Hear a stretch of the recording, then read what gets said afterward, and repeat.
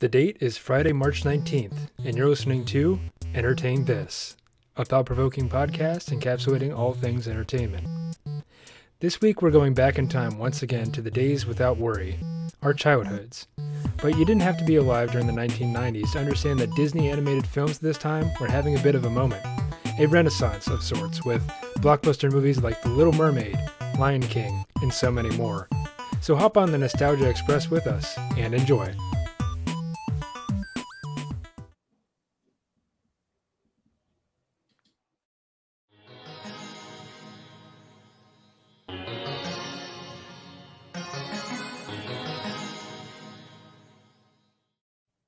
Welcome, ladies and gentlemen, to another exciting episode of Entertain This! Entertain This. As always, I'm one of your intrepid hosts. My name's Alex.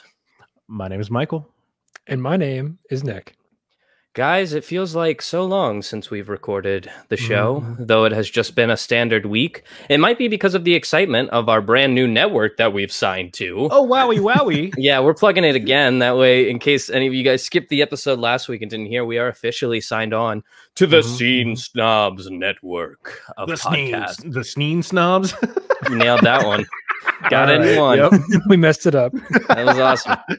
I talk professionally. Before we jump to promotions during the show, we'll come back to do some plugs for the Scene Snobs network of podcasts, the family to which we've joined. But that all can wait. We have something else to deal with, men. What's that? We have an episode to record, and it's next week to do so. That's why we're here. Oh. Yeah. So, Nick, I hope that you're prepared, and also stick around because later on, Michael will be doing our quick this week. You got it flip-flopped. You got it Is it me or is it you? Wait, who is it? Who's doing the quick this? It's me. No, I'm doing the episode. Yeah. Michael's doing the episode. I'm doing the quick this. Oh shit! You guys want to start all over? Because I sure would like to. Nope. I would love to keep this in. All right, it's 2 against 1. We're leaving it in. That's my bad. Yeah, I got it completely flipped. We had a meeting before this and everything where we talked about who was doing what today, and I just messed it up. Who cares? Anyway, thank you guys for listening through our ramblings and incorrect information. As always, we work our hardest to get the right information out to you the quickest that we can, which this time was about the second time around. So I'm actually going to throw work faster than our mouths. Yeah, that's true, especially with me. I had a choir teacher once who told me that my mouth ran like diarrhea, and I hated that teacher. But in that moment, I was like, you know what, you got me. That's pretty good. Okay, so anyway, Michael, you can take the episode now, and I'm gonna promptly insert my foot in my mouth. So, all right, you go for it. Okay, so this week we are going to talk about something that I'm sure all three of us are very familiar with to some extent. So this week we are talking about Disney. I like that. Disney. Yeah. More specifically, we are talking about the period from 1989 to 2000 and I had it written down. 2001. Oh, we're talking about the Disney Renaissance. Yeah. Oh, yeah. This is when Mickey Mouse dressed it up in the fluffy shirt. Yeah, it's when they did the Three Musketeers with the Three Donald, Musketeers, Goofy, and Mac Mouse. They got the Black Death a couple times. Is that right? That happened. Yep. Yeah. Oh, that's there when. Was that old cartoon where Mickey, Donald, and Goofy had to cut a bean where the pieces were so thin you could see through them. They cut they made a bean sandwich. They cut up a bean and then they sliced the bread so thin that you could see through it. Disgusting. Yeah. You hate to see poverty in action like that, especially with your heroes. But anyway, so I wanted to talk specifically about this period because it's the period that we grew up in, right? Right. Like you think like we're all Disney kids, like we all grew up on this shit. Yes. You can think like when you take it to like TV shows, you have like, for me, it was like Cartoon Network, Nickelodeon, Disney Channel. Between those three, like which one were you? I mean, you can probably see from me due to my penchant for liking anime and all the you were a weirder Cartoon cartoons. Network boy. I was a Cartoon big Network. Cartoon Network boy because they had Toonami. That's right. What Mhm. about you, Nick? Oh, what do you think, Nickelodeon? I think you were a 60. I think you were a 60 Minutes guy, to be honest. No. I wasn't always like this. Okay, I didn't come out of the box like this. I was Oh. a Nickelodeon kid. Okay, well, Yeah. I think that it's only fair that I be a Disney kid because I was. Oh but my god! but yeah, here's the so I things guess did we like have representation across the board. about Disney and Hold on, wait, because I have something that will just cover up anything that you have to say. DComs. Ooh, Drop the mic. decons. What is that? DComs? No. Ooh. DComs? Yes. Yeah. Disney Channel original movies. DComs. oh yeah. Okay, yeah. We're talking Smart Luck- House. Oh, there we go. Smart House. Luck of talking the Brink. Irish. We're talking that one where the kid turns into a mermaid. My 16th year. My What's up? 13th year, I think. Right over Yeah, my it head. was 13th. 16th Mm-hmm. was too big. I don't know what my deal was. I just didn't like Disney or Cartoon Network because I felt like Well- the commercials are a little too long. That's why I Good- didn't watch those. Wait, for Channels. Disney Channel? Disney, yeah, it seems like they cut the commercials way too often. Disney Channel's the thing about Disney Channel was it was run by the Disney Corporation, which meant Mm-hmm. it didn't actually have sponsors. The Disney Channel throughout our childhood did not advertise for anybody other than Disney and maybe Chuck E. Cheese a couple of times. But that was it. Yeah. Okay. Yeah, so I remember you get like in between the TV shows, you'd get the commercials that were like eat healthier, where it was like the actual said, people, "No." the little actors and actresses who would actually do the commercials.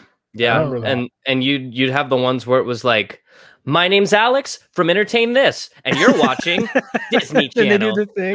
Dun, I love that. One of my favorite things is someone did a I know exactly what you're about to say. replace the actual like logo, but they With a penis. traced out No. what they actually like traced out in the air. Yeah, And it was always just like an absolute like jangle, like messed up. yeah.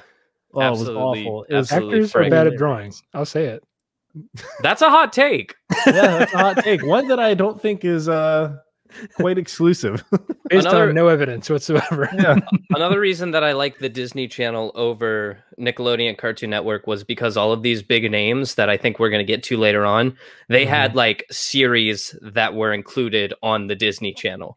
So you had things like the Little Mermaid series, the Hercules series. You had and the Hercules series took place between that time frame of him being like little puny Hercules and being like hero Yeah. Hercules to show him like Remember that. you had I think this counts, but Cusco's New School.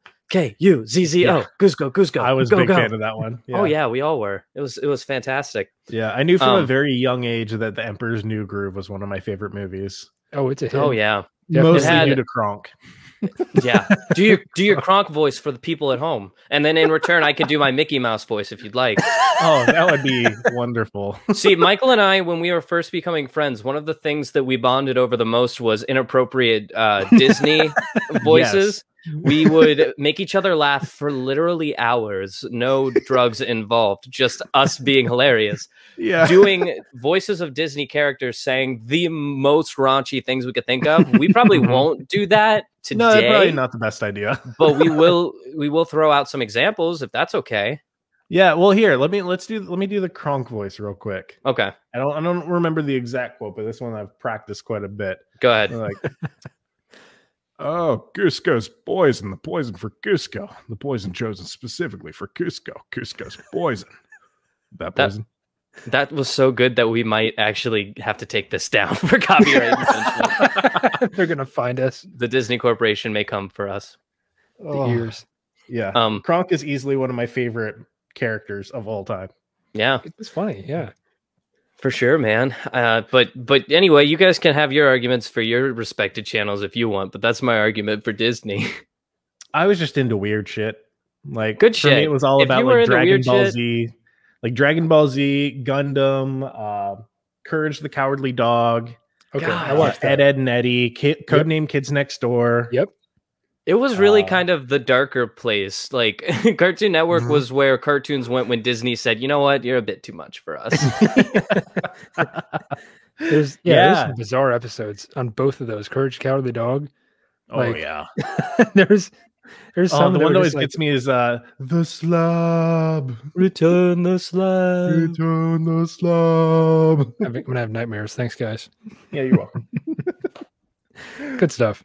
Yeah. But yeah, so let's kind of get off this TV show. Wait. We gotta let Nick say his piece about Nickelodeon. Oh, Nickelodeon. Yeah. I just like the shows that were on there.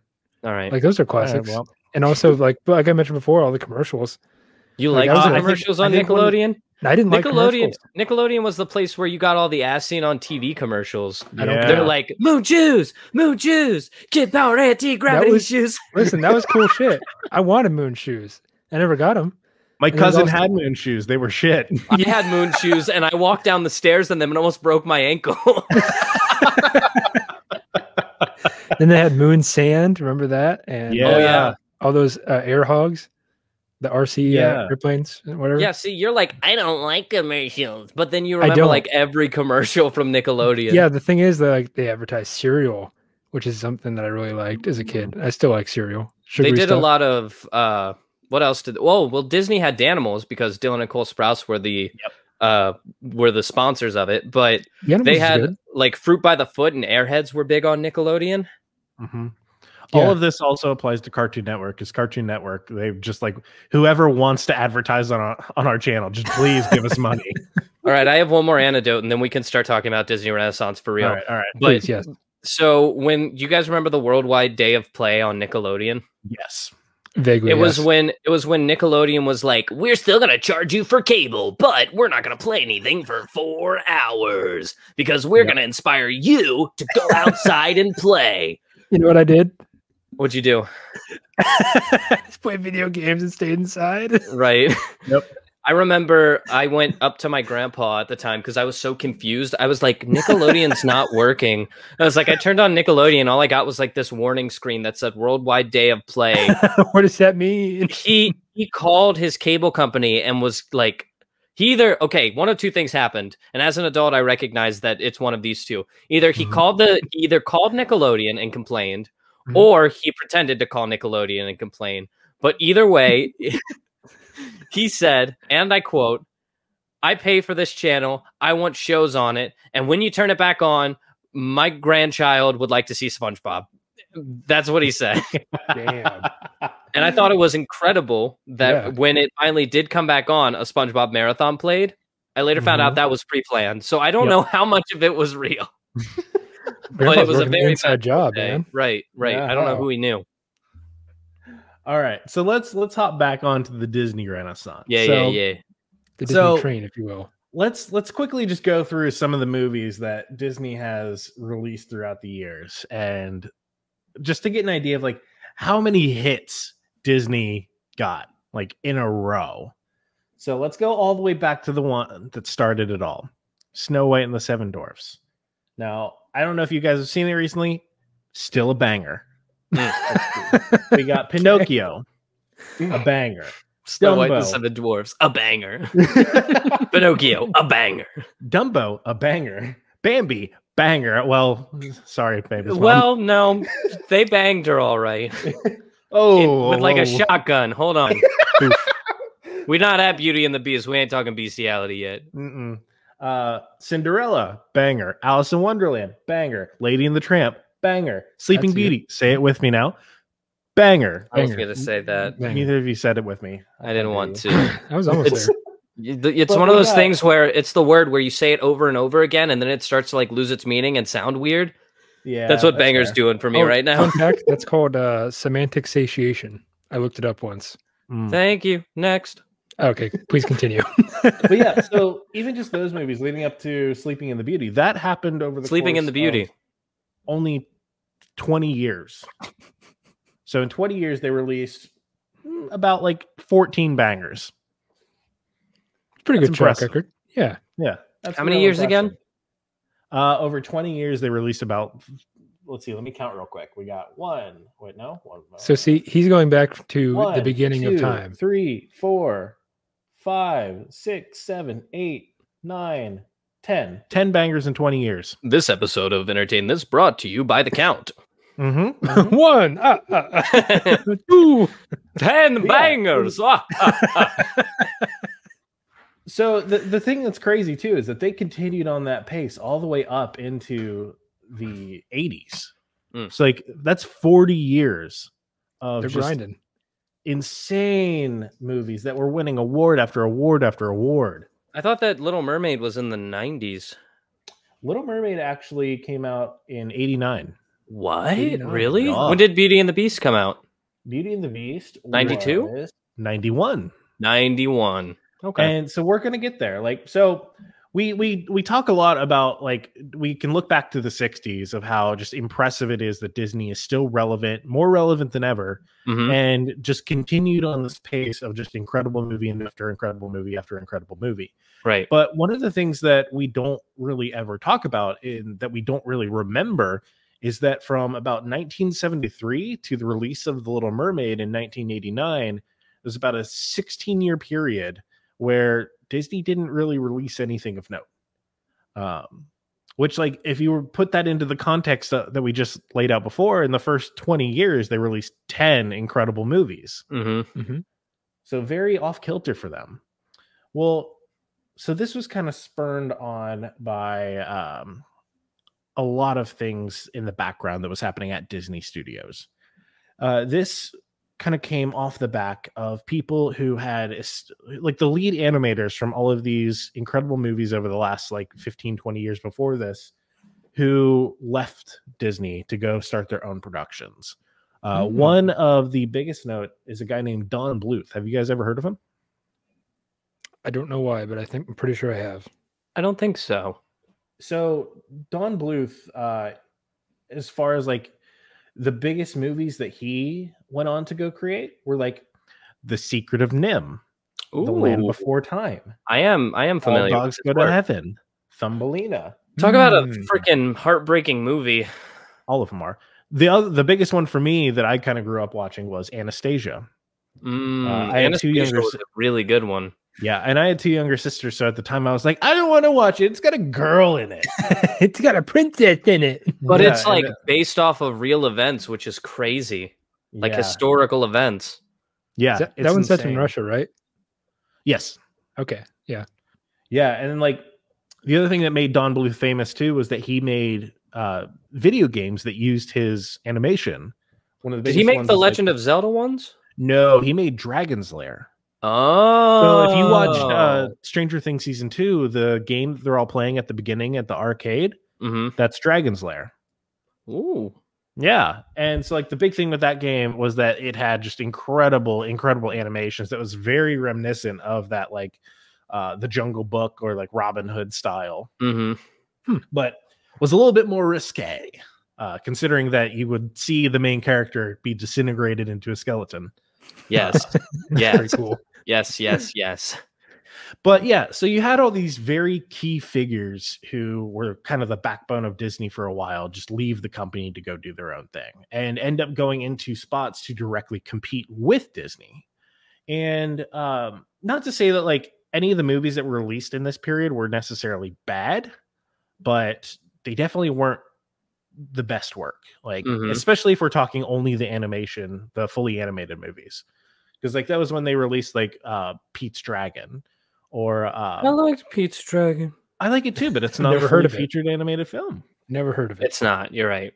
And it definitely didn't receive any awards like how Sleeping Beauty and Cinderella and all those movies did. And then, so Disney kind of hit this wall at this period of time where they knew that something needed to change. And so what they did is they reached out to two men. It is Alan Menken and Howard Ashman.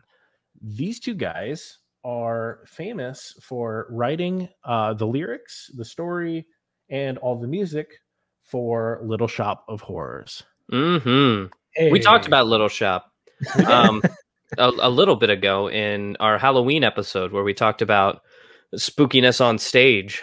That's right. Yeah. And so, like, I personally have never seen Little Shop of Horrors, either the show or the movie. Same here. Even though, like, at one point, Alex, you almost convinced me to try out for a local showing here in Cincinnati. I don't remember that, but that sounds like some shit I'd do. Alex almost entertained it. Yep. I was in Little Shop. Oh, Michael entertained it. In high school. I played the titular character of Seymour Krelborn, the guy who raises the plant. Which I could see that. Yeah. We can unfortunately, all see that. Yeah.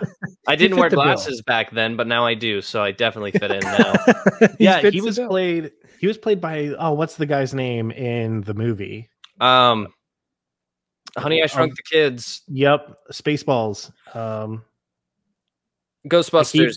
I keep wanting to say Steve Buscemi, but I know that's not it. Oh, no, not it. I want to say it's like Ralph, but it's not Ralph. No, I'm Googling it, or else we're going to get torn apart. Yeah. Just say a whole bunch of incorrect things, and then eventually somebody will come on and be like... He's the guy who, like, just last year or 2 years ago was walking down the street in New York City, and some random guy, like, decked him in the face. That's his name. It's Rick Moranis. Ding! There you go. You got it without the Google, but yeah, it's Rick Moranis. But yeah, and so... that won award after award after award for its production and music. And what Disney wanted to do is they wanted to capture that in the music that they were going to be releasing, but they wanted it to fit into their catalog of all their most popular movies from before that. And so they specifically tasked these two with trying to find a style that could do that. And for them, they used what they knew best. That was musical theater. And they ended up creating more specifically Howard Ashman than Alan Menken. Alan Menken had a huge part in it in developing the music, but Howard Ashman specifically was the one who was like the most adamant about this needs to fit into a musical theater production. And we'll talk about an example of that later on. So, but they set the blueprint for Disney movies moving forward. Even still to this day, Disney uses a lot of the same principles and themes that these two used back then. And they were tasked with developing and writing music for a production that Disney had been working on since 1930 that was now known as The Little Mermaid, which kicked off the Disney Renaissance. And so they the biggest things that they really wanted to pull into from musical theater was a lot of these songs around how you would get people to relate to the characters. So one of the big ones was the I Want song. Now, Alex, you might know what this is, but an I Want song is a song that is sung by the protagonist that describes what they want to get out of life. So like in the case of The Little Mermaid, that is that Ariel wants to she wants to go where the people are. She wants to be on land with everyone else. And in the past, it used to basically be like music would be an accessory, but now it is the actual characters singing these songs, which helps you as a viewer relate directly to what they want. On top of that, they also introduced the I Am song. The I Am song comes from the antagonist, so the evil person. So like again, using Little Mermaid as an example, poor unfortunate souls. That fits into that scheme. And what this song is supposed to do is it's supposed to help you not just like get the feeling of like this person's evil, like as an example, like the I can't remember her name, but the queen in Snow White, the one who transforms in like the old witch and delivers the apple. She is instead of her being like this dark and evil looking person who's just menacing around, you know how evil they are because of both those physical features and what they're saying and doing and how they're expressing it through music. And the whole idea is that behind musical theater is that you're not just acting out your emotions and feelings. Your emotions and feelings you feel them so much that you have to sing them. And once your emotions and feelings are so much stronger than even just singing can do, you break out into dance. And that's how it all comes together. And that's how your mind actually interprets it, of you feeling these emotions so much more because it's being done through song and dance. So that's not exclusive to the Disney Renaissance. That's like a thing that all musicals kind of follow. With my 1.5 years of a musical theater degree, I will provide you with a couple examples. One of them in more recent times, and a movie adaptation is coming soon, is Dear Evan Hansen. There is the song Waving Through a Window, which is sung by the titular character Evan Hansen, where he talks about like how he is this guy who basically just wants like friends, and he feels like he's stuck on the inside. He actually sings both the I Want and the I Am song, because he sings like I am stuck on the inside, like I just am like waving through a window, people aren't paying attention to me. But then later on he sings a song where he talks about all he wants is for people to be there for him and like for him to have a friend. And it does play out. He is both the protagonist and the antagonist of the show. Yeah. So he does get both songs somehow. Another one that may come out of left field for you guys is the Trey Parker and Matt Stone musical Book of Mormon. Oh, yeah. Also follows the same Alan Menken formula of songwriting, where they have the song Hello, which is like ding dong, hello, my name is Elder, whatever. And that's the I Am song, but the I Want song is where he's talking about Orlando. Orlando, exactly. Wants to go to Orlando, and that's like the place he wants to be. And again, it follows that exact same pattern. Interesting, yeah, because if you think about it, the elders who send him to Africa are technically the antagonists in that film, or in that production. That is true. If you don't think that he's the antagonist, because he is not a likable character at all. No, not at all. Elder Price is not a likable character. But that sets it up to be an incredible show. Oh, yeah. But yeah, and so it's just a very interesting idea that none of these concepts were ever really thrown into an animated movie before, which, thinking back on it, makes so much sense. Like, the whole idea is that you are trying to place yourself in the same world and setting as these characters. Well, what helps you do that is having a world and characters that you don't perceive as being like real life. So you can suspend your belief much easier.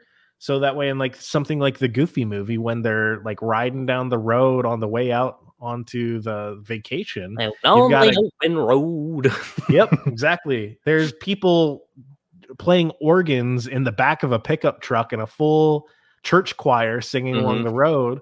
But then later on, you've got Goofy actually humming the song as if that actually happened. Because it was happening, but only it was. In his head. It's cartoons. You gotta cut them a little slack there.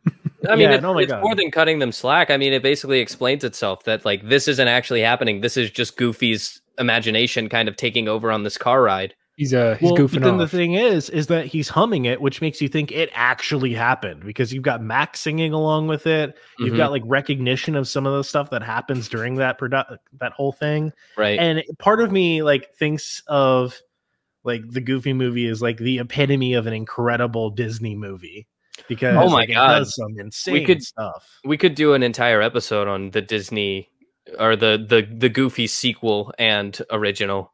They are some of the best that Disney's ever made somehow. Yeah, no, like the Goofy movie is like specifically made, funnily enough, to be just a full nostalgia bomb into like the mid to late 90s. And it's the funny thing. Much fun. The funny thing about the Goofy movie is it did something that no animated Disney movie had done before, and I would argue next to The Incredibles has done since, and it made dysfunctional family normal. Not only that, it put it in a world where everything's supposed to be perfect.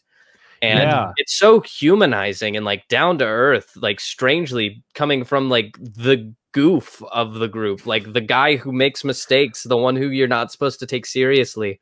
He has these heartbreaking moments about like watching his son grow up and losing someone he's close to after the death of his wife, like, and the like mental struggles that he deals with and trying to like let go of Max, but still having fear of detachment because of that loss that he suffered. Like, it's crazy that it's a Goofy fucking movie. Right. Yeah, no, because like it's really crazy too to think like the movie specifically follows Max, and like if you follow the same structure of these other Disney movies and theatrical productions, it's Max starts off the movie with in the intro song also pairs as the I Am or the I Want song, and then he does the impression of Powerline as a school prank that doubles as a I Want song because he wants to be as cool as Powerline.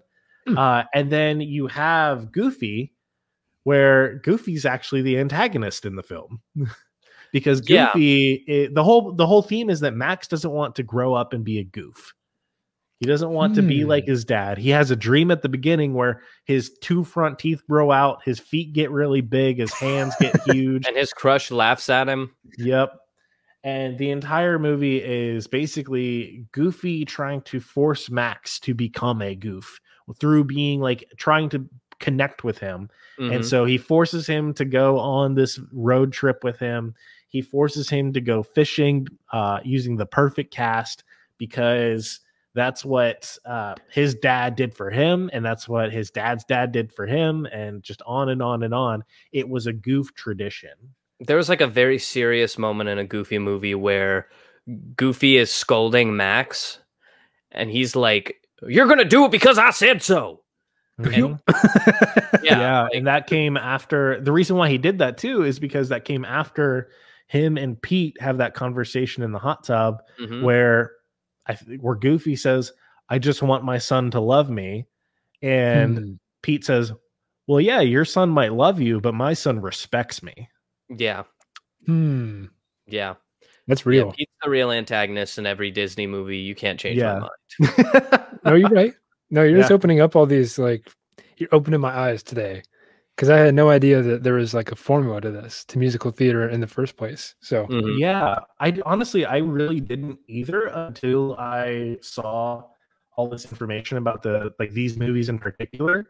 Because I knew I wanted to talk about this like magical time where it felt like I had movie after movie after movie that I could go to and watch back to back to back to back and never get tired of them. Like so much of my childhood revolved around these films, along with like their music.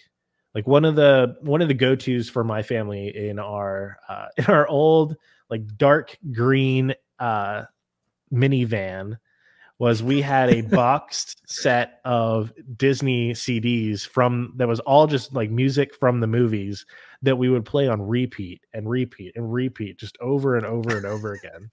How do your parents deal with that? Like, real question. No, my parents wanted to listen to them because they love the movies too. But over and over and over again, I lose my shit. I'm sorry. Oh, dude. No. Because you can get away with it because there were like 8 boxes and each box had like 4 CDs, each with like 16 songs on them. Oh, so you just rotate them out? Oh, yeah. Okay. And okay. It's a little more tolerable. Every single one just like had such good music. Bangers, right? Oh, bangers. Yeah. Banger after banger after banger after banger after banger after banger. Oh my god. Hey guys, pause the podcast real quick and just take a moment to say banger maybe 10, 20 times. Just see how it feels. See where your brain's at after you've said it 20 times, because it's not gonna feel good. Nope. You're gonna be like, I'm just making mouth sounds. What am I doing? After I got through like the Jungle Book, I think I was like, oh my god. I've said this way too many times. Jungle Book. Yeah, I originally meant for that to be a bit, and well, if I'd have known, then we could have been like, this is a visual bit. I'm sorry, people who are listening. Banger, banger, banger, banger. Could just flashed it. Yeah. But anyways, let's get back to The Little Mermaid. So one of the really key moments in the production was when they were writing and making the song, the I Want song, the I Want to Go Where the People Are. The name of that song I can't remember for some reason, even though it's Part of Your World. Somewhere on this Part of Your World. There you go. So at some point during that production, Alan Menken wanted to essentially get rid of the song. He wanted to remove a lot of the parts where Ariel talks about how she's feeling and talks about what she wants out of the world, because the song didn't do well with kids. And because of that, Alan Menken, along with a few other Disney executives, were like, hey, we need to cut this song. We can just have her talk through it real quick. Kids are getting like antsy and wanting to like leave while the song is going on because it's boring. And instead, Howard Ashman said no. He put his foot down. We are keeping this song. This is the most important song in the movie. Because the whole point is, if you don't have an I Want song, you essentially don't, you might as well not have a protagonist. Right. Because you're essentially removing the way that the audience is supposed to relate to the main character, which gives the movie its entire gravitas. Yeah. Because otherwise I wouldn't care. Like, you're just a character on the screen. Why should I care about you? I don't care that you want stuff. Then you end up caring more about the crab or Ursula. Because they're funny. Yeah. Yeah, I like funny characters on the screen. But I mean, in most movies too, if you have an I Am song but no I Want song, then those are usually the movies where people love the antagonist much more than they love the protagonist. Yep. Yeah. Helps to fill out the character a little more. Yeah, it's almost like there's a 1-to-1 correlation with just how important these songs are. So I tried to write a musical once. Yeah. Did it go well? Here's what I'll say is, unconsciously, I wrote an I Want and an I Am song into it. I was just thinking back on it. I'm not going to give up too many details, but I for sure definitely accidentally followed this scheme before I even knew it existed, which is crazy. Yeah. Are we ever going to get to see your play? Absolutely not. I never finished it. Okay, well, could you? No. This podcast is the furthest I've gotten on a project. Because you're never done. That's right. But yeah, it's crazy to see like just how much this blueprint influenced the next few Disney movies. So something really unfortunate happened halfway through the production of The Little Mermaid. Howard Ashman got diagnosed with AIDS halfway through. And big problem in the 90s.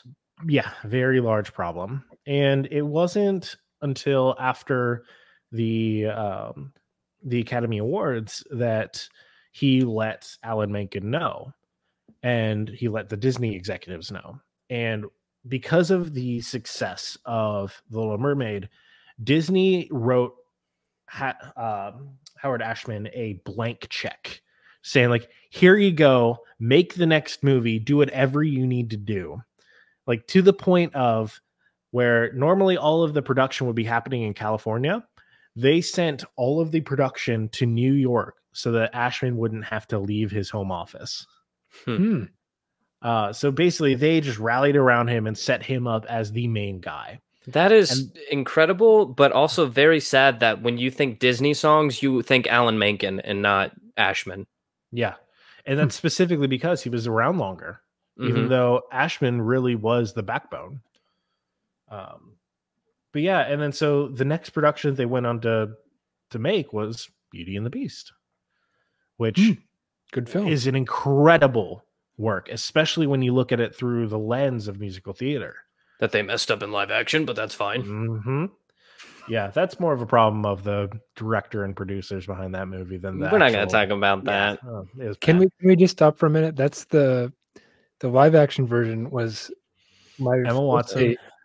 First date with Natalie. Was it? First official date. We saw the live action Beauty and the Beast. I've known you for maybe 3 to 4 years now. I think it's like 3.5. And this is like the closest we've gotten to the you and Natalie meeting story. Yeah, it really You'll get it someday. Someday. If you guys are good. Well, hey, we've got a good starting point. We're now at the first date. We can work our way back. Right. Yep. There you go. But so some of the really notable things about this movie, the introduction song, which is the This Provincial Life, that serves as an introduction to the world and the characters in the world, because it's her singing and interacting with the different members of her small, like, French village, while her also singing about how she wants so much more than this. She doesn't want to be a housewife. She doesn't want to be a caretaker. She wants to go live her own life and have adventure. It's also the I Am song, because the entire village is like, this is how we live our life, and we're really happy, and this chick's weird, and we don't like her. Especially with Gaston. Yeah. Because Gaston makes an appearance, and it's basically him just saying, like, hey, I'm Gaston. All this thing that you're like singing about that you don't want to be and you don't want to do, I'm going to make you do that. Yeah. And it doesn't help that like immediately followed there is the true I Am song, which is Gaston, where he's like, this is what I am. I'm a dick. Yeah. Look at me. I like Gaston though. Yeah, I mean, meme. Good meme. Gaston basically got 2 I Am songs in that film, and people love Gaston. Yeah. It's a good They meme. love his character. I mean, it helps that the song Gaston is incredible. No one. Forks like Gaston. No one forks like Gaston. No one. Go on. I think that's all we can sing, or else we're going to get copyright strikes. Copyright strike again. No one copy strikes like Gaston. Jeez. But yeah, What a and so in the middle of this production, unfortunately, Ashman passed away. But Disney and then the subsequent success of Beauty and the Beast basically told Disney, "Here's your cash cow. Keep doing this shit." Yeah. Crank them out. Let's go. Oh, yeah. We got money to print. Oh yeah, for sure. And so we ended up getting this stretch of like 10, 15 years where it felt like nearly every single year Disney was putting out an incredible movie. That was like Lion King and Aladdin and all of those, right? Lion King, Aladdin, that was Tarzan, that was it helped that Pixar got its start in this time period too. Yep. So like we had Toy Story as well, but that doesn't fit into like the musical theater mold. Nope. It's just theater. It's good stuff, but it's not musical. Let's see. Aladdin, got Lion a King. friend. And hey, a Goofy movie, Pocahontas. A Goofy movie was different. I feel like it didn't follow the same formula. No, it 100% followed the same formula, just taking the weirder characters and setting of the Disney animated universe.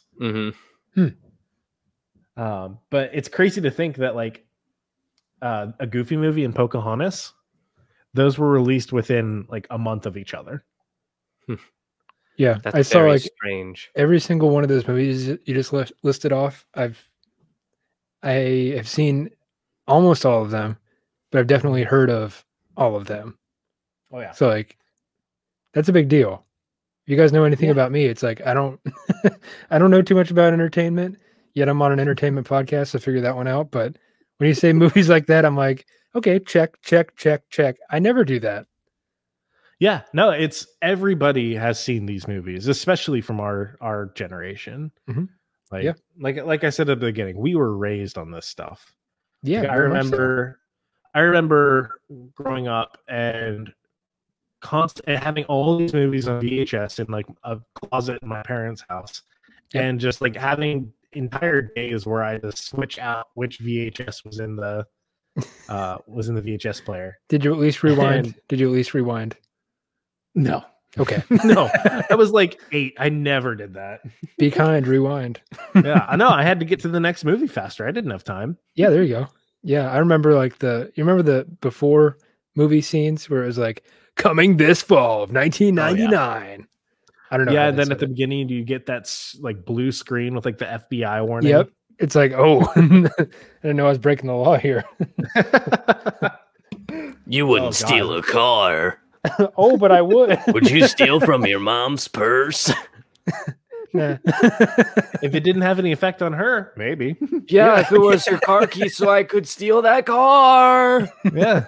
It's like those commercials I never got because like, especially thinking back on it, it's like you wouldn't steal a car. It's like, well, that's not what pirating is. Pirating is taking a copy of that car and taking that. That's not so the person still gets to keep their car. That's not how pirating works. You don't steal cars, you steal boats, idiot. Oh shit. Yar har. When's Talk Like a Pirate Day? We should do a special episode then. I'm sorry, please continue. Random thoughts from Nick. Yeah, it's just absolutely crazy. Like I was doing research and like looking up the different songs and everything that fit these different molds, and it's just absolutely insane like how many of these are like the favorite Disney songs that I remember singing almost every day growing up. You can't beat Gaston. I still sing it to this day. But unfortunately, the Disney Renaissance did come to an end. And this came in the form of the movie Tarzan, which Tarzan is such a good movie, but it does so much to break from the blueprint that Howard Ashman originally set. The biggest being that none of the characters actually sing their songs. So, and that's because the main thing this movie wanted to kind of market with its music was the fact that Phil Collins did the music. And so they had Phil Collins actually sing the songs.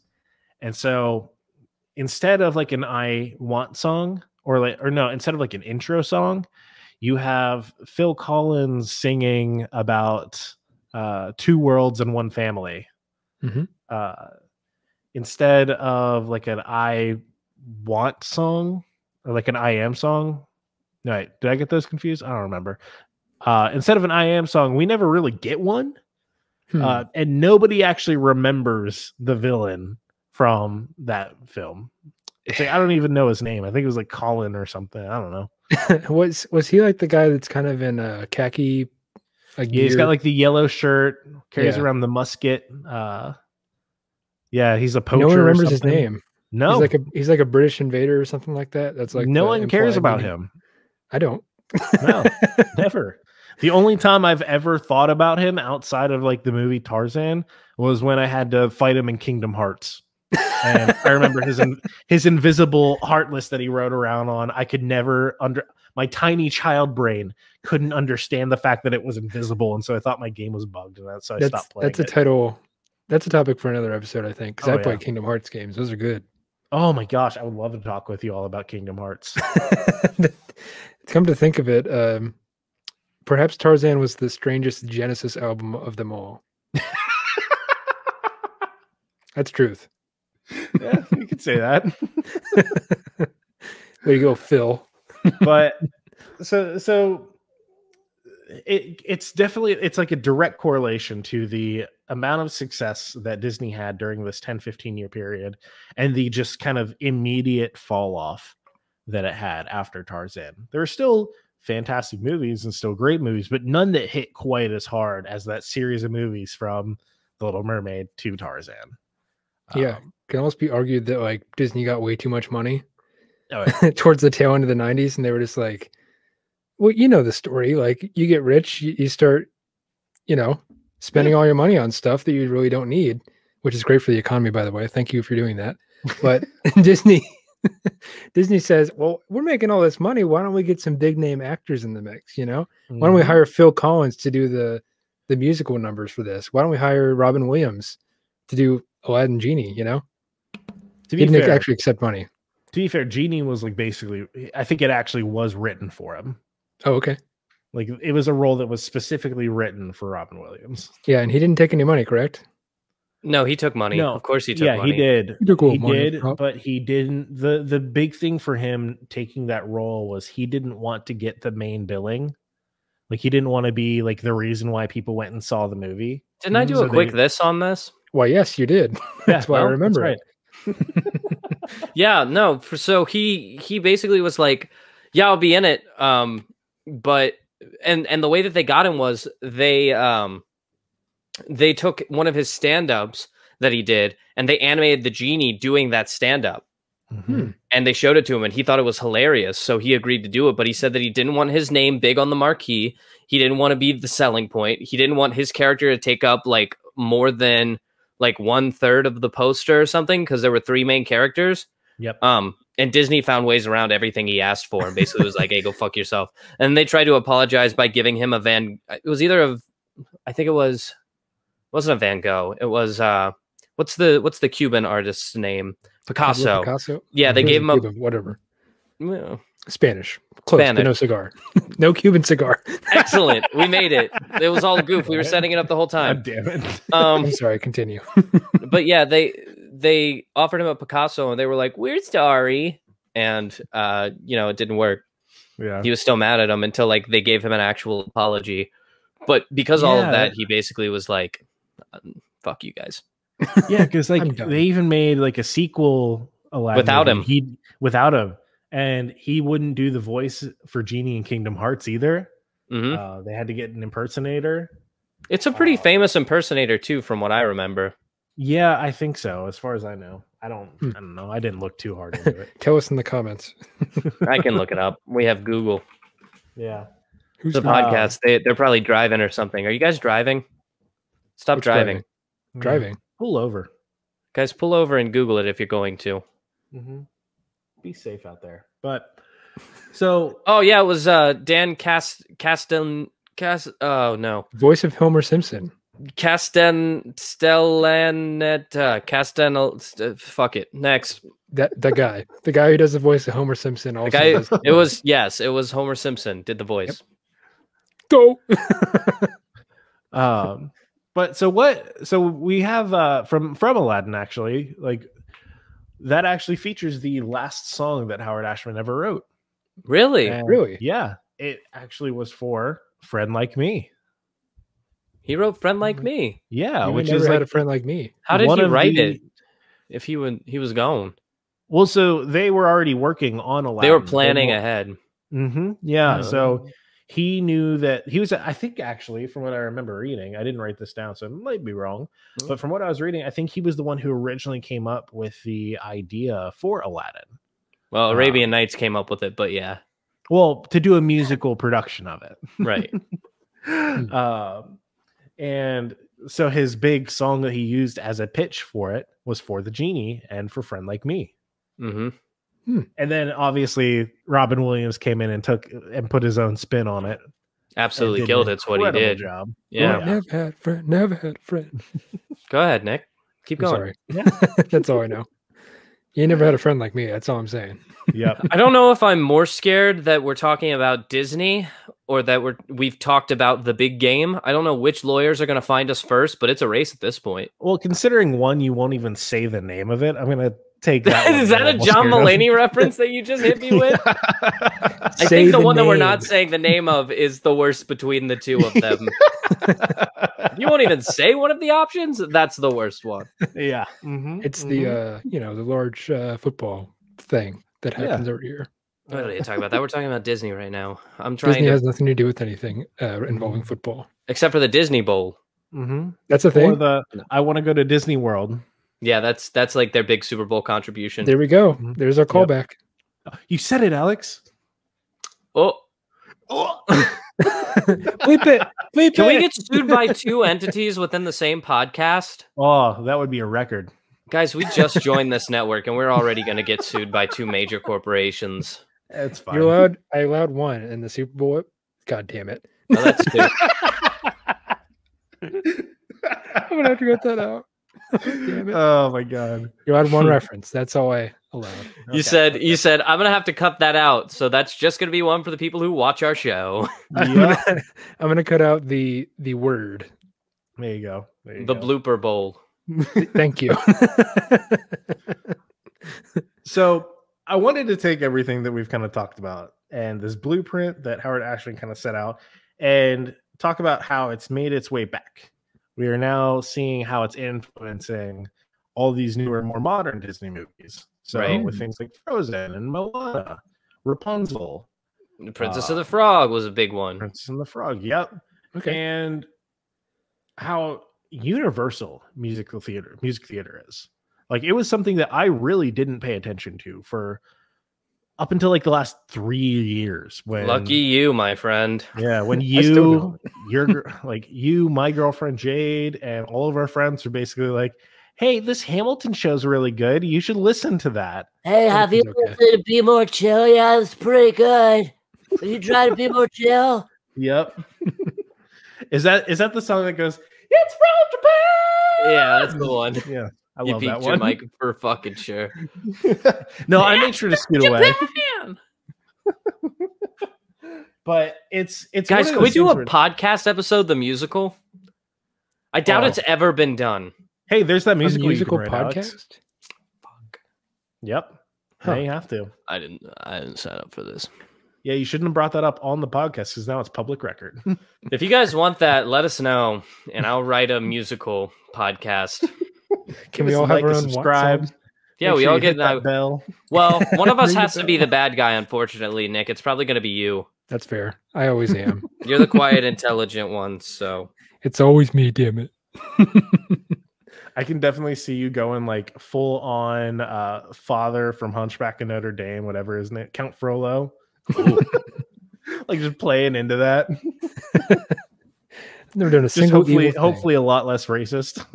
Okay, well, we can only hope, right? Yeah. But yeah, so like I don't know. I didn't really have anything solid to end this on besides like just looking at the movies that we're getting today, and seeing that this blueprint is still alive and well. Yeah. Howard Ashman was truly ahead of his time in setting up the world of animated films and plenty of real life films that we see day in and day out.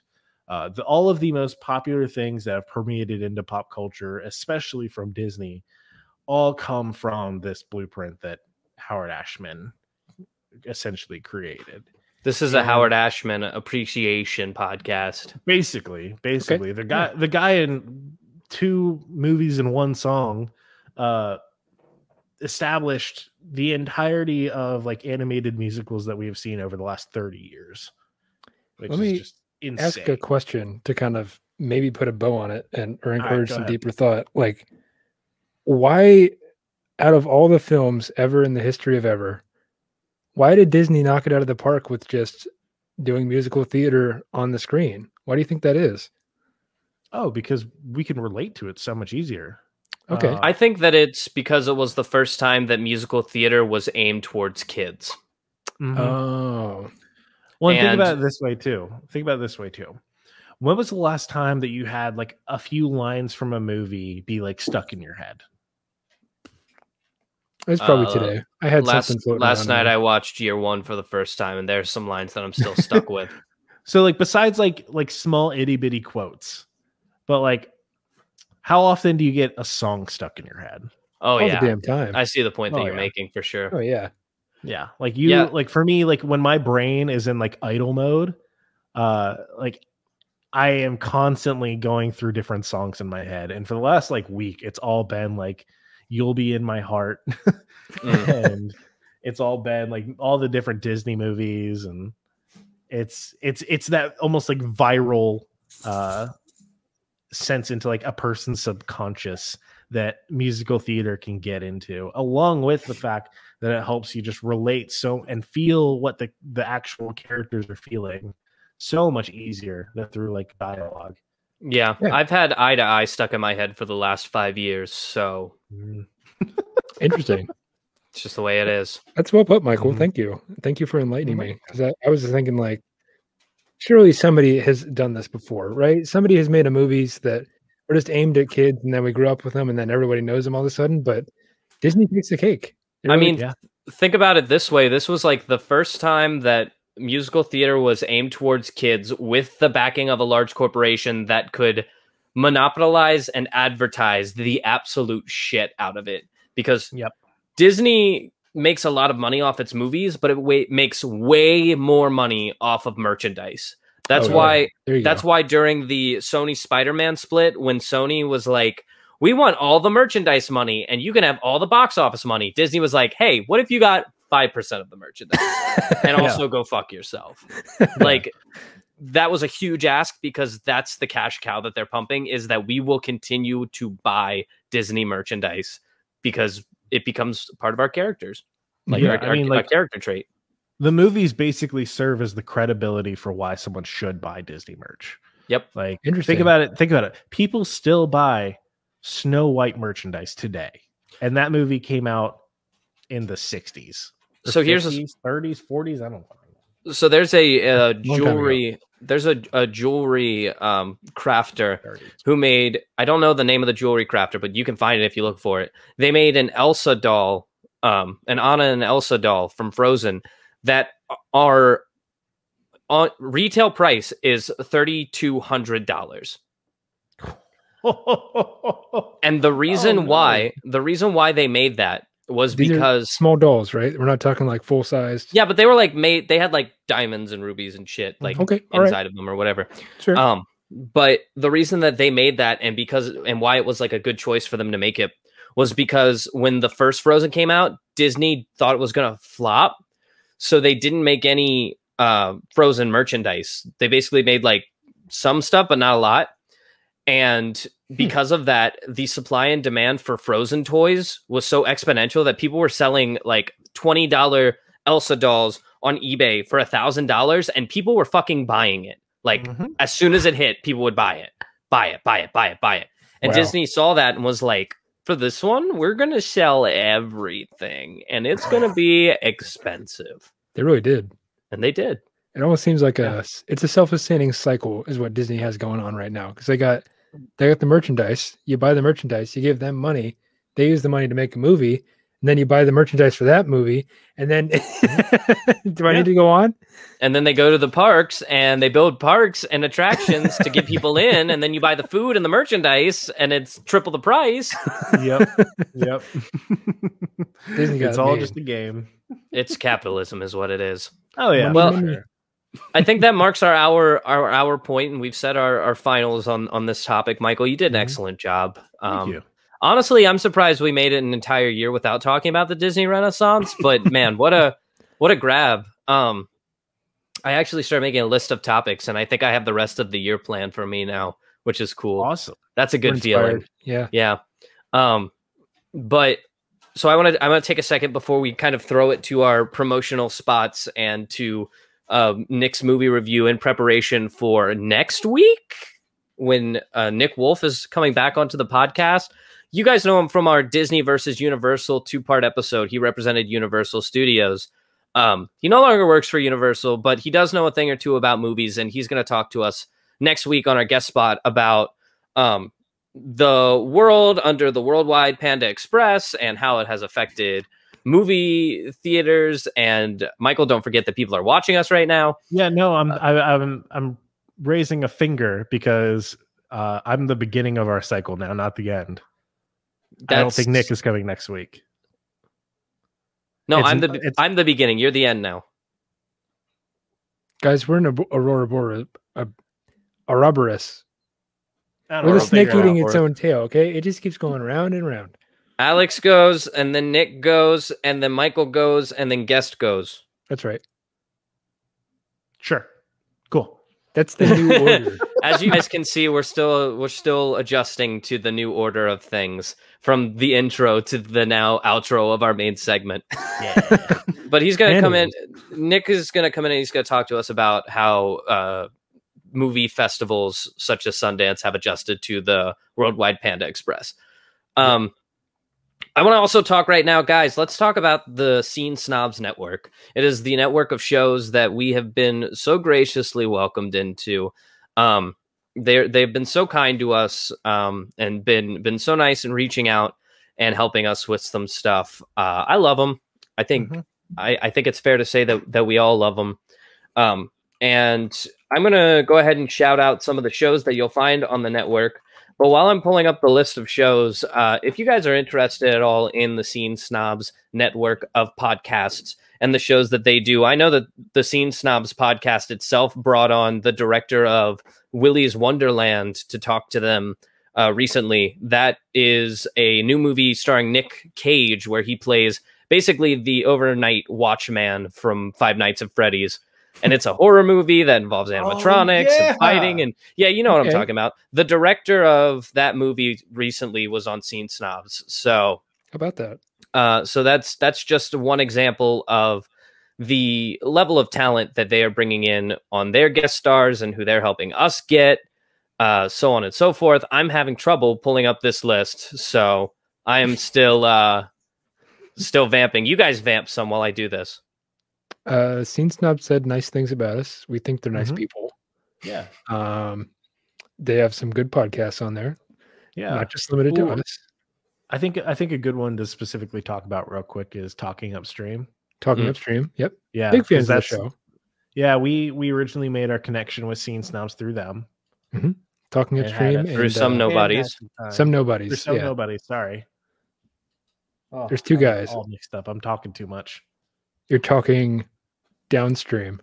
Maybe. Don't cross streams though. Guys, I got the list pulled up. You guys want me to roll them out real quick? Proceed. Sure. Okay, we got the Scene Snobs the Scene Snobs podcast, the Showcase, the Scene Snobs, the Sports Snobs, Pulling Focus, Behind the Box, Crossing the Streams, The Guapo Show, the Three Geeks podcast. The Three Geeks were the ones who referred to us during our live stream event as Harry Styles, Joseph Gordon-Levitt, and the dude from Big Bang Theory. Okay. Which is fair. That's fine. The PVD cast, the Fandom Effect, a marriage like that podcast, the Scene Snobs reviews, Matt Talk, the Ear Hustling podcast, Carpool Shenanigans, Twitching Upstream, Talking Upstream, and of course, your boys over at Entertain This are also now featured on that beautiful website. You guys can go check that out. I also want to take a second before we jump over, to talk about our new YouTube channel that's up now. We have an official YouTube channel. We've actually had it for a while. We have a couple of the older episodes on there, but starting now that we're doing video podcasts, I am uploading every episode of our podcast to the YouTube channel on the day that they release. So every Friday that we have a audio version of the podcast go out to all of our audio podcast providers, you guys can also head to our YouTube channel in case you want to watch the visual gags that we keep referring to, and hopefully we'll stop doing soon, because they are not fair to the people who just listen to our podcast. But you guys can see our faces, see our expressions, and see the weird things that we do with our faces when we're not talking. And trust me, there's a lot of it. With all that out of the way, let's go ahead and throw it to our promotional / Nick review section. And when we get back, we will be doing a quick this. And I think, Nick, you're doing it, right? Me? Yeah, sure. Yeah. We're doing it. Yeah. The other Nick. All right. Well, we'll do that now. Be right back. Okay.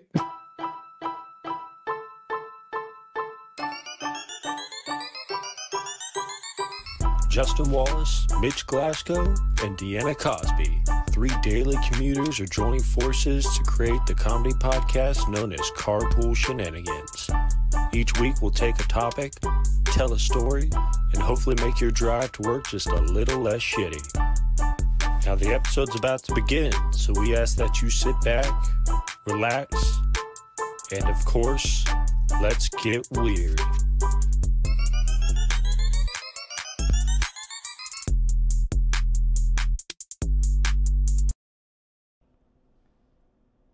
It's that time again, folks. Yes, that's right, fellow podcast listeners and Entertain This fans alike. It is Nick here again with another bite-sized review coming out of the Sundance Film Festival 2021, the year of our Lord. You know how this works by now. I've done a few films now. We're getting kind of near the end, actually, of films that I want to talk about.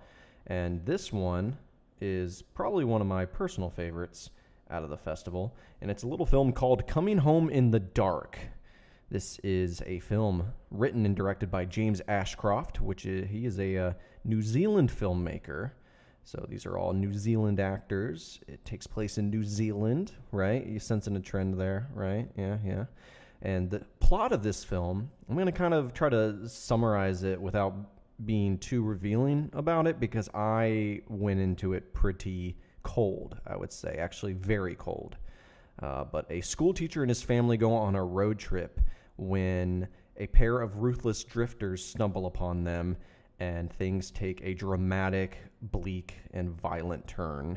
And what transpires is a very gripping, harrowing, and exciting thriller. The type of, I guess, midnight madness, midnight selection film from the festival that I was really itching for. Film festivals, whether it's South by Southwest, Fantastic Fest, AFI, Sundance, There's a midnight section, which are generally genre films that they play at the more apropos time, you know, midnight, right? Usually, you know, horror films, sci-fi, you know, just genre films, things of that nature, fantasy. And this was one of them, and this was the, you know, outside of something like Censor or even In the Earth, this was one that was in that kind of category that it scratched the itch and it ticked off the boxes of what I wanted in a midnight film and a Sundance film, to be quite frank.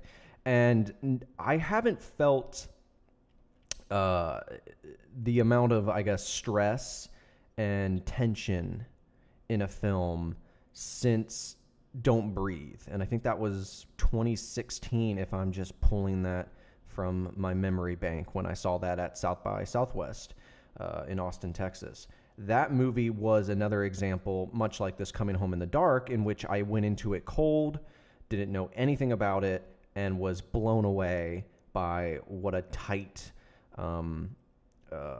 high-rise, sort of tightrope walking act of a thriller, you know? And this movie pulls no punches. The performances across the board are really, really great. There's quite a number of really surprising, I don't want to say twists, but just directions the movie takes you that are quite shocking and really turn and twist the knife in the wound to be a little on brand as the movie goes on its dark odyssey through the, you know, New Zealand wilderness and, you know, urban areas, I guess. I don't know. The two drifters, rather, one kind of looks like Carl Urban from The Boys, and the other looks like, you know, Adam Driver's long lost twin in some regards. And when you see the film, you'll know. And these guys are menacing, calculated, and kind of entertaining, you know, and like entertaining for the viewer to kind of watch how they, you know, talk to this family and the dark roads they take them down. And there's a lot of interesting character revelations that occur in the film, both on the drifter side as well as the family side, that engages the viewer and turns the plot, and it makes these characters look at each other, and it makes their interactions much more interesting when things begin to evolve over the course of the film. It's a brisk hour 33, even though it felt longer, but not in the way of like, oh, this needs to be wrapped up, this is way too long. It just drags in the sense that you feel stuck in this situation, which is amazing. I had a really great time with this movie. As I was watching it, I knew that this was going to be something that I would be talking about and praising, as it currently, I think, is still seeking distribution as far as, you know, when it'll release, whether it's in theaters, limited, or like full, you know, theatrical, or whether it'll be video on demand or some sort of hybrid. This is a movie that you should absolutely put on your radar if you like films like Don't Breathe, or, you know, just general thrillers, right? It's got some graphic moments. It's bleak. It's not for the faint of heart. It is a very taut thriller, and I had an utter blast with this movie, and I think that if any of this sounds like something that would be up your alley, I can promise you that this movie will deliver. So be on the lookout for Coming Home in the Dark.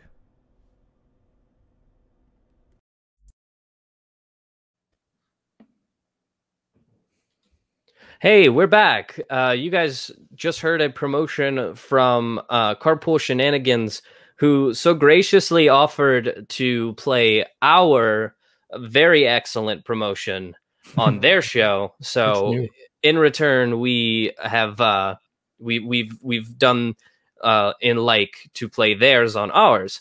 If you guys haven't heard our promotion yet, it's pretty kick-ass, if I'm being honest. we It's definitely a lot of fun to do. We threw it together in a call real quick. We recorded it all the way we record the podcast. It was a lot of fun. It came together really well, and I really love it. I think, is it up on the channel right now too, on like Spotify and all that?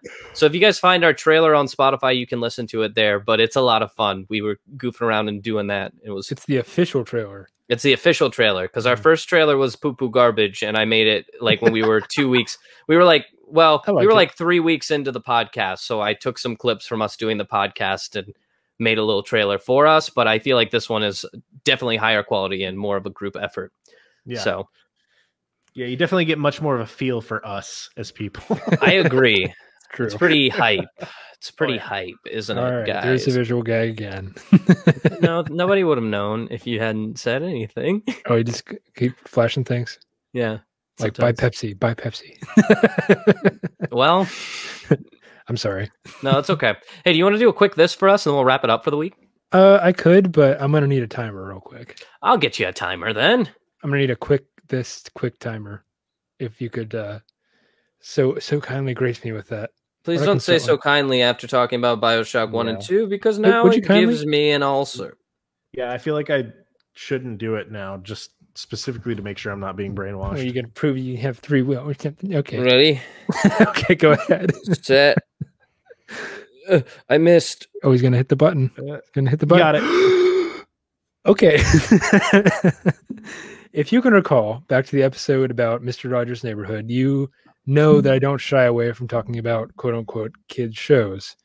And it is often within these shows that are made for kids that we can see the wider lessons on life in the world around us. Often this is set as a benchmark for what makes good children's television, the educational aspect coupled with the entertainment value.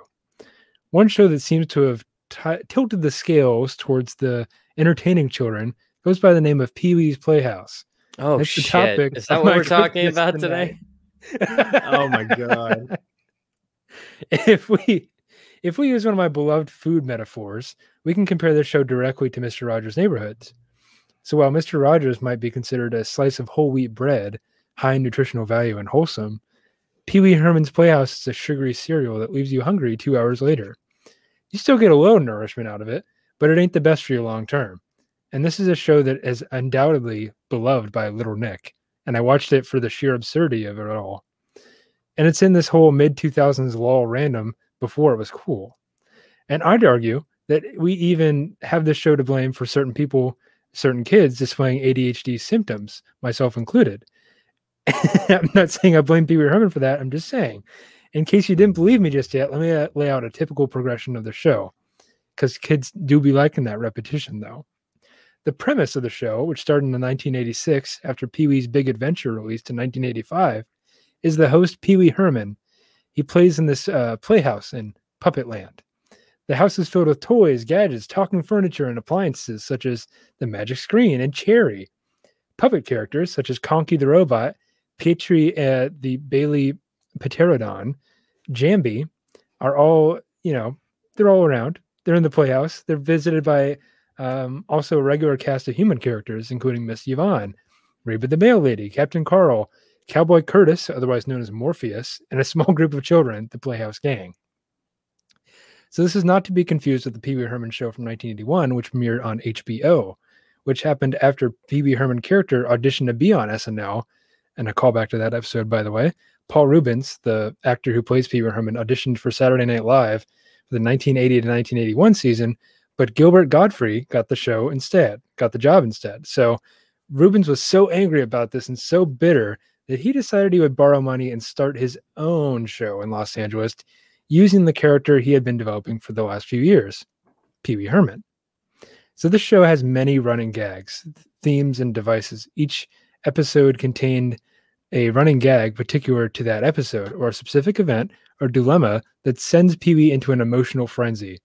He's almost playing this character that's like a 5-year-old, but he's a man and he's also dressed up in a tuxedo. It's kind of weird. He goes to adult theaters sometimes. We'll get to that.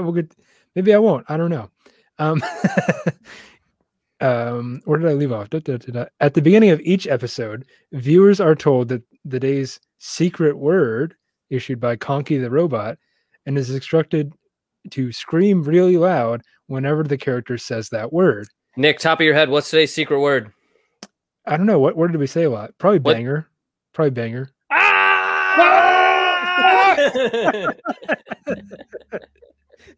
You said the word of the day. I need you to edit in that scream every time that we've said banger. Oh my God. No. That is way too much work.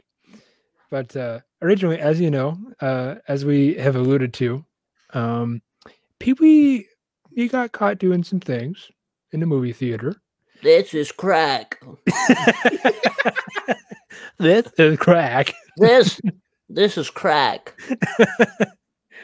So he had a little incident in an adult movie theater, right? Which used to be a thing, I guess, before the internet. But he was self-pleasuring himself. And that's, indecent. But what do you think people are going to do in an adult movie theater?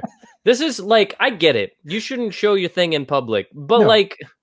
If there was a place where you could show it, it'd be an adult movie theater, right? Everyone's Well, I minding think their the own whole business. idea is you watch it, you store the images in the back of your brain, and The then use it spank for bank, later. if you will, right? Mhm. But he was on crack. So he probably didn't have he probably wasn't on crack. I think that was a community service thing he had to do because of this. Yes, but CBS and Rubens, even before his little incident, ended the show in the 1990 to 1991 season.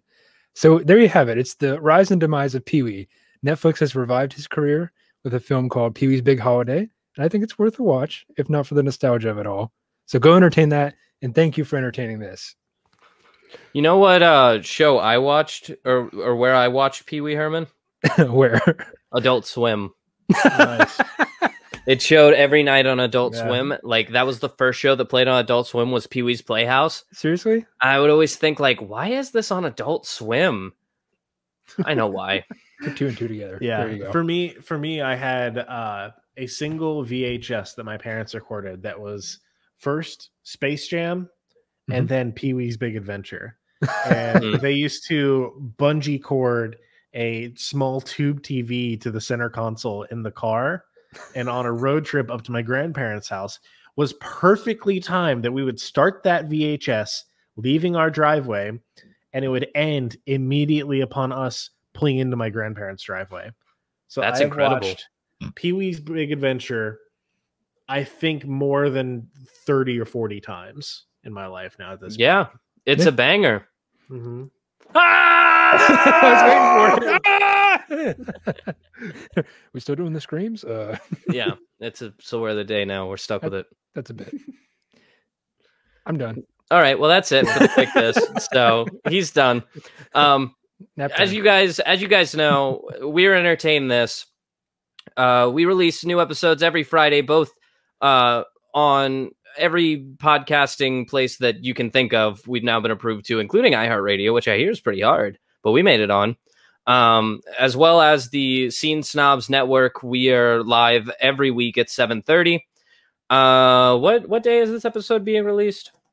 Not this Friday, but the Friday after. So that'll be Okay. March something, 16th probably. Who knows? So then you guys probably just watched us last night on Behind the Bits, which is pretty cool. March Sorry that we 19th, didn't announce that beforehand, but we were too late because we record our episodes early. But let's just say thank you to Behind the Bits for having us on. He is a Twitch talk show that so graciously invited all three of us numbskulls on 2 weeks in advance. So we really should have said something about it, but we didn't. Thanks, guys. Furthermore, if you guys have anything that you want to hear us talk about here on the show, something that we haven't talked about already that you guys want us to look into, go ahead and send us suggestions for things that we could talk about. You can send us it on our Twitter. We are entertain_this. On our Instagram, we are entertain this podcast. We have a Facebook group where we're podcast entertain this. If you look it up, you'll find our Facebook group and you can send messages there. Or you can email us at entertainthispodcast@gmail.com. Entertain us so we can entertain you, and you can entertain this. As always, I'm Alex. I'm Michael. And I'm Nick. Goodbye. See you next Friday, because this show's a banger. Ah! See you guys. Bye. Oh my God. There goes my vocal cords.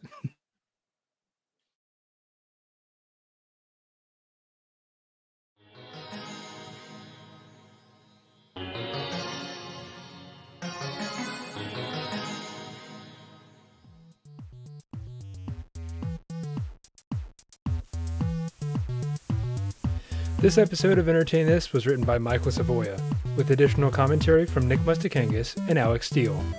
Our theme music is Rushful by Aaron Spencer, with interstitial music by DJW. Special thanks once again to Nick Wolf for his Intermission movie review. Tune in every Friday for new episodes, and thanks for listening.